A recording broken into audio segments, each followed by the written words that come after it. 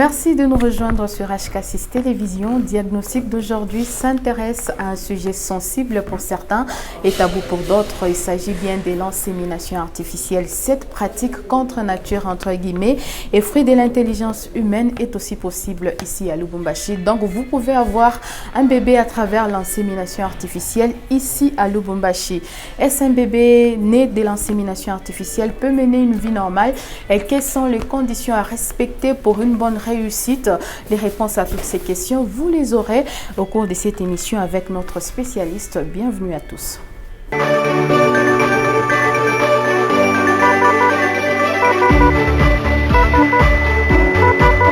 Merci à vous tous qui vous installez pour suivre le magazine Diagnostic qui s'intéresse aujourd'hui particulièrement à un sujet sensible pour certains. Il s'agit bien de l'insémination artificielle. Notre invité s'appelle Chadi Mafou. Il est gynécologue. Docteur, merci de nous accorder cet entretien. Merci à vous. C'est vraiment un plaisir de vous avoir comme invité dans cette émission. D'entrée de jeu, pouvons-nous savoir c'est quoi l'insémination artificielle? D'accord. Donc, en fait, l'insémination artificielle, ou on s'appelle ça aussi l'insémination intra-utérine, oui. C'est une technique d'assistance médicale à la procréation pour faciliter les rencontres entre les spermatozoïdes et les ovules. Donc ça, c'est l'objectif de ça, c'est augmenter la chance d'avoir une grossesse et avoir aussi la fécondation. Docteur, pouvons-nous savoir quelle différence il y a entre une insémination artificielle et une fécondation in vitro? Ok, donc c'est une bonne question parce qu'effectivement il y en a une différence entre les inséminations intra-utérines et les fécondations in vitro. Oui. L'insémination intra-utérine, c'est la technique où on fait l'injection directement des spermatozoïdes des maris directement au l'utérus, dans l'utérus dans les cavités de l'utérus de la femme ou dans les cols de l'utérus de la femme. Par contre, les fécondations in vitro, on prend les spermes des maris et puis aussi on fait le prélèvement direct à partir des ovaires de chez la femme et puis on fait les fécondations au labo. C'est-à-dire, donc, c'est en dehors de l'utérus de la femme. Et quand la grossesse elle commence, quand l'embryon commence à être fait, comme ça, dans ces cas, on va remettre cet embryon dans l'utérus de la femme. Et docteur, nous parlons de l'insémination artificielle parce que c'est déjà possible ici à Lubumbashi et ici au centre médical Diamant. Qu'est-ce qui s'est fait, l'insémination artificielle ou la fécondation in vitro? Ici chez nous actuellement, nous ici sur place, on fait l'insémination intra-utérine ou l'insémination artificielle. Quand est-ce qu'on peut indiquer une insémination artificielle et comment est-ce que ça s'est fait? Ok. D'abord, peut-être si on peut parler d'abord généralement pour savoir c'est quoi l'infertilité d'abord. L'infertilité, c'est une capacité des couples d'avoir une grossesse après avoir environ une année de faire des rapports sexuels réguliers et non protégés. Et dans ces cas, après passer une année, on peut maintenant chercher c'est quoi le problème. Et effectivement, avant d'y arriver, les faire l'insémination intra-utérine, on doit être sûr que l'insémination intra-utérine ou l'insémination artificielle sera utile pour le couple.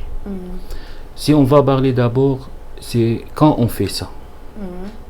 Donc d'abord il y en a indication pour faire l'insémination, soit pour les maris, soit pour les femmes. Si on parle pour les hommes par exemple, s'il y en a des anomalies modérées au sperme, s'il y en a des anomalies modérées dans les spermatozoïdes, mises en évidence par l'examen qui s'appelle spermogramme. Ou il y en a, s'il y en a des troubles mécaniques ou physiques par rapport aussi pour les maris, comme les malformations par exemple, comme il y en a une pathologie neurologique qui ça peut empêcher d'avoir un rapport sexuel chez les maris. Dans ces cas aussi, l'insémination sera utile. Indiqué, oui. S'il y en a aussi du côté de la femme, s'il y en a des malformations du niveau de l'école d'utérus, ou s'il y en a des problèmes ou lésions au niveau de l'école d'utérus, ça peut empêcher aussi arriver les spermatozoïdes dans les cavités de l'utérus. Ça aussi dans l'indication. S'il y en a insuffisance ovarienne, c'est-à-dire si les ovaires de la femme ils ne sont pas en train de bien travailler, de bien donner l'évolution, aussi dans ces cas aussi, l'insémination sera indiquée. Docteur, pouvons-nous savoir quelles sont les conditions à respecter pour une insémination artificielle? En fait, comme on a parlé, donc il y en a comme il y en a l'indication pour faire l'insémination, il y en a des choses aussi à respecter pour être sûr que l'insémination sera utile pour nos patients. Soit pour les maris, il y en a des choses à faire pour les maris avant d'arriver pour dire que l'insémination sera utile. Pour les maris, il y en a des examens toujours à faire. Il y en a des examens cliniques, il y en a aussi des examens biologiques, il y en a des examens spermogrammes. Les spermogrammes, c'est un examen qui nous aide pour savoir les qualités le sperme, les quantités de sperme, les morphologies, les mouvements, tout ça sera important pour nous. Deuxième chose aussi, les spermocultures. C'est toujours aussi nécessaire pour savoir est-ce qu'il y en a d'infection au niveau des spermes. On doit les bien traiter avant d'indiquer l'insémination intra-utérine. Pour la femme aussi, il y en a des examens à faire. Toujours, il y en a les examens cliniques. Il y en a aussi l'échographie pour voir comment l'état de l'utérus. Est-ce qu'il y en a d'autres choses ça peut empêcher d'avoir une grossesse. L'échographie c'est nécessaire.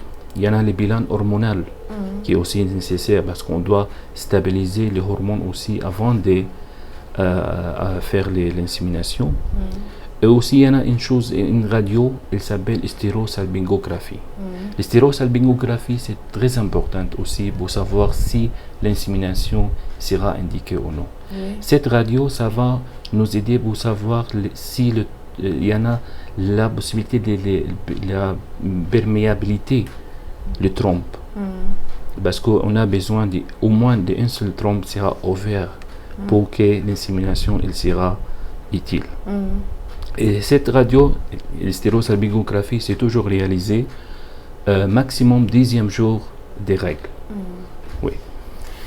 Fidèles téléspectateurs, vous êtes en train de suivre votre magazine diagnostic et nous vous parlons de l'insémination artificielle. Docteur Mafou, pourriez-vous nous dire quels sont les risques ou les complications qui peuvent découler d'une insémination artificielle? En général, il n'y a pas de grands risques pour faire l'insémination intra-utérine parce que si on peut peut-être parler qui dans l'étape de l'insémination, il y en a d'abord au début, par exemple, pour le faire. En général, il n'y a pas de grands risques ou il y en a des grands problèmes avec l'insémination. Dans les préparations, la patiente pour faire l'insémination, on stimule toujours, on fait la stimulation de l'évolution par des médicaments qu'on lui donne à la dame pendant les règles pour avoir une bonne ovulation. Quelquefois, c'est comme tous les médicaments, il y en a des effets secondaires, mais quelquefois ça peut donner une forte stimulation, ou soit une hyperstimulation des les ovaires. Ça, quelquefois, nécessite même arrêter des médicaments. Arrêter des médicaments pour ne pas avoir des complications qu'on peut déjà éviter. Quelquefois, comme si on parle d'hyperstimulation ovarienne, on peut avoir des nausées, on peut avoir les vomissements, on peut avoir les ballonnements du ventre. Mais on peut aussi avoir dans les choses bleues avancées des détresse respiratoire. Mais comme je vous dis, ça c'est C'est pas chez tous les patients, c'est rare, mais il y en a, mais c'est rare. Docteur, l'insémination artificielle semble être un sujet sensible pour notre population. Pour certaines femmes, elles peuvent se demander est-ce qu'un enfant qui est né à partir d'une insémination artificielle va vivre une vie normale? Est-ce qu'il n'y aura pas de malformations, de problèmes de santé? Au fait, pour l'insémination intra-utérine, ou soit avoir une grossesse après avoir une insémination intra-utérine, aucun problème va enregistrer à cause de l'insémination intra-utérine. C'est-à-dire, l'enfant ou le bébé, le fœtus, il ne va pas avoir des malformations fétales parce qu'on a réalisé l'insémination intra-utérine. Donc, la chance d'avoir de la vie normale pour les fœtus qui sera né ou les bébés sera né par l'insémination artificielle, c'est les mêmes choses par qu'il est né naturellement. Et docteur, quel avantage il y a à faire une insémination artificielle? C'est toujours dans l'avantage de l'insémination intra-utérine, c'est toujours la chance pour les couples qui n'ont pas eu à avoir les chances d'avoir les enfants. C'est toujours une méthode qui ça aide nous les médecins et même les couples pour avoir une grossesse. Et en quoi réside la prise en charge d'une grossesse issue d'une insémination artificielle? Est-ce que le nombre de consultations va augmenter parce que la grossesse a été inséminée, ou ça sera comme chez toute femme normale avec une grossesse normale? Au fait, ça c'est en général, donc les suivis de la grossesse, c'est comme les grossesses normales.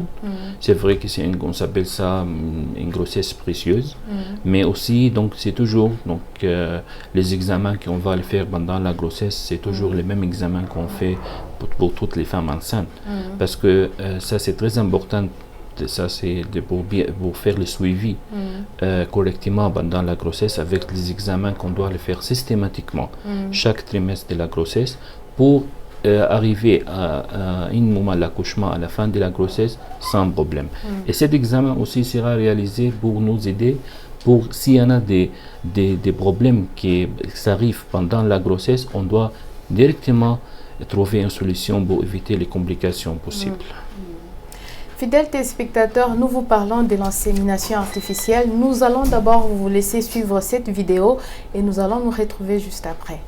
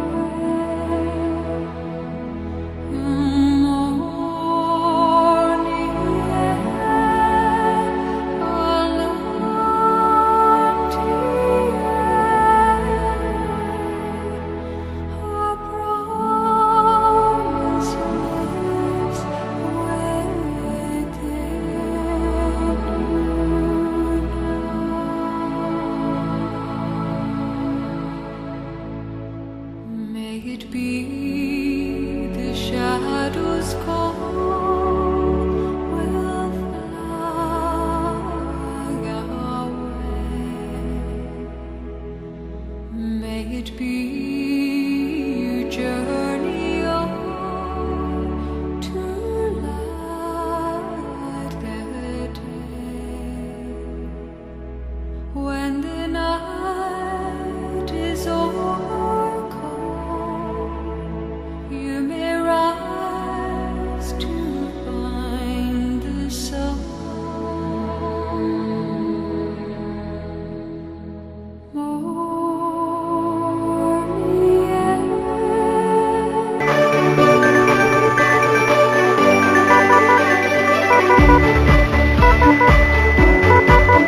Docteur Chadi, vous avez eu à faire plusieurs fois l'insémination artificielle. Est-ce que vous pouvez nous décrire le jour de l'insémination artificielle, comment les choses se passent? Ok. Donc, les jours qu'on va faire l'insémination intra-utérine, donc les couples viennent les matins, toujours, et obligatoirement avec les cartes d'identité. Ça, c'est une chose médico-légale. Et il y en a consentement éclairé qu'ils vont aussi déjà bien lire, bien comprendre, et vous signez ce consentement. Toujours, comme je vous dis, je répète, avec les cartes d'identité. Et puis, comme ça, d'abord, les maris, il va va nous donner le sperme, et on voit ça au labo. Au niveau des labos, il y en a une technique aussi de travail au niveau des labos pour choisir les bons spermes. Et ça va prendre environ 30 minutes à 1 heure là-bas. Et puis après ça, on va injecter les spermes qui les labos il a validé directement avec un cathéter spécifique dans l'utérus de la femme. Et puis après ça, la femme elle peut reposer environ 30 minutes. Et puis après ça, elle peut partir à la maison. Docteur, est-ce que vous pouvez nous dire quel est le degré de fiabilité par rapport à l'insémination artificielle? C'est combien de pourcents toutes les tentatives que vous avez déjà eu à réaliser? Est-ce que ça réussit? Au fait, en général, les pourcentages, les succès de l'insémination intra-utérine, environ 20% après les premières tentatives. Mais toujours, on peut répéter toujours, si ça va pas revient avec un succès, on peut refaire toujours l'insémination. Et en général aussi, chaque fois, ça répète, on peut avoir une augmentation de la chance. Maximum en général, on peut dire après 6 tentatives, on peut maintenant dire que le taux de succès, c'est faible. Et quand dans ces cas, maintenant, nous, on proposons au couple, c'est mieux maintenant de faire les fécondations in vitro. Et après une insémination qui a échoué, la femme doit attendre combien de temps pour faire une autre insémination? Oui, c'est toujours ça à voir. On peut le faire après les règles prochaines, mais toujours, comme je vous dis, pour éviter les choses, pour éviter par exemple l'hyperstimulation des ovaires, on doit toujours maintenant, les patients, ils doivent consulter pour être sûr aussi à l'échographie pendant les périodes des règles. Avant les 5e jours des règles, ils doivent consulter pour faire l'échographie. Si tout va bien à l'échographie, il n'y a pas de contre-indication de faire la stimulation des ovariennes encore, on peut le faire directement le mois prochain. Et nous tendons à la fin de notre émission, un message à la population qui est en train de nous regarder par rapport à l'insémination artificielle. En fait, moi je voulais dire à tout le monde que les médecines se développent. On ne doit pas perdre l'espoir. Oui. Il y en a toujours la possibilité avec l'évolution des médecines de faire quelque chose. Donc on ne doit pas perdre l'espoir, on doit toujours essayer ensemble, le patient et nous-mêmes, pour avoir les bons résultats. Merci d'avoir répondu à toutes nos questions. Merci à vous, Aksanti.